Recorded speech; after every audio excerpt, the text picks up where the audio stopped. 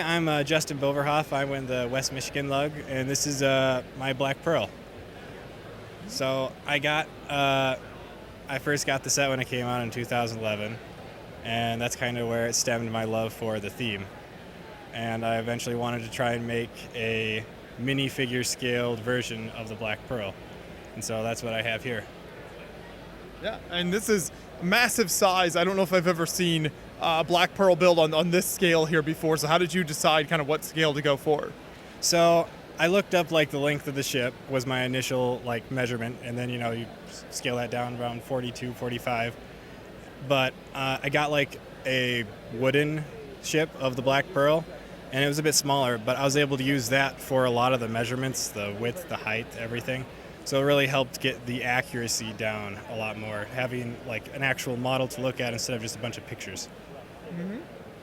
And then where did you start building with a project like this? So I started with the keel. It's just layers and layers of plates, that beam that runs, the center beam runs down the whole ship, and everything is supported off of that. Like the belly, the sides of the ship, the top, it's all resting on the keel, so it's very strong, very thick. And then, of course, you've got just huge quantities of black elements in the build here. So were any of those pieces hard to find in that color, or were you able to kind of get everything you needed easily? Some of them were kind of hard to find. Some were like, I just didn't know they existed, so I looked them up on Bricklink. Like in the back, I have like the black fish, then the black tridents. Just try to get all the details on the back of the ship. Then like the Duplo anchors. That was a fun thing to do. As I wanted them to be one piece, but I knew like just normal Lego anchors, they'd be way too small. And I was like, I wonder if Duplo's done anchors before. So that's where I got those from. And then how about the rigging and all the sails? How did that come together? So all of the rigging you see, that's 30-pound black fishing line. It's over 300 feet of it. And so the rigging, the rope ladders, all that is custom done. And the sails, I just got those from like a local store. And a lot of the measurements for the sails were based off of the wooden ship that I was referencing. I had to modify some of the shapes and sizes. So that's how I did the sails. That is super impressive. You can see how complicated that all looks in there. Yes. I tried to make it as accurate as possible, but still have it possible to reset up at shows. Mm-hmm. And then within the ship itself, are there kind of separate decks at all, or what's kind of the layout in there? So the layout, like in the inside of the ship, it's mainly just like support, and because I wanted to get all the little subtle shapes from like skinny to wide in the center, and get all just the subtle angles. So a lot of it's just support beams inside there.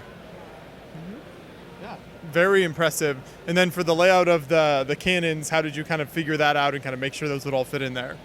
So I took like measurements from the model ship again, and then tried to make sure I spaced them just so there's supposed to be 32 cannons on the Black Pearl. I wanted to make sure I had enough space for all of them. The cannons themselves are a bit large, but I wanted to use like the actual cannon piece that Legos use. I always really liked it. So I think they all fit in pretty well. And you can kind of see inside the cabin a little bit here, right? So there's some detailed interior?